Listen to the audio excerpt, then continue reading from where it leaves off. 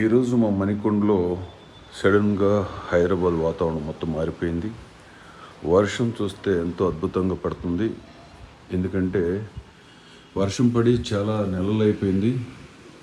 Last rain season అయితే వర్షమే పడలేదు. కానీ ఇప్పుడు ఈ వర్షం చూసి ఎంజాయ్ చేస్తున్నాం, కానీ రేపు వచ్చే ఎండను చూసి భయపడవలసి వస్తుంది.